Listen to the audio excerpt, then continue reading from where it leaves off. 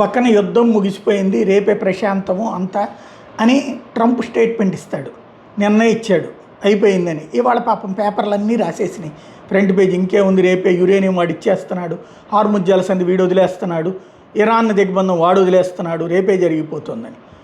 అటు మొన్ననే అంతకుముందు లెబనాన్కి హెజ్బుల్లా మీదన దాడులు ఆగిపోయినాయి అన్నటువంటిది రాసుకు చెప్పుకొచ్చింది అమెరికా. హెజ్బుల్లా మీద దాడులు ఏమైనా ఆగినాయా? నేనే ఎన్ని వీడియోలు చేశాను విత్ విజువల్స్. ఇప్పుడు సేమ్ ఇజ్రాయెల్ తాజాగా ఇరాన్లోని టెహ్రాన్ మీదన మిడ్నైట్ దాడులు చేసుకొచ్చింది.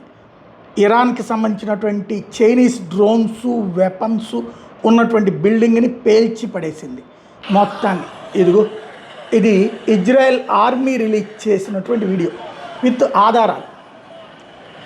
ఇరాన్ ఈ మధ్యన తెప్పించింది కదా షిప్పులలో, ఆ తెప్పించినటువంటి డ్రోన్స్ మిస్సైల్స్ ఉన్నటువంటి ప్రాంతాన్ని పేల్చి పడేసింది ఇజ్రాయెల్.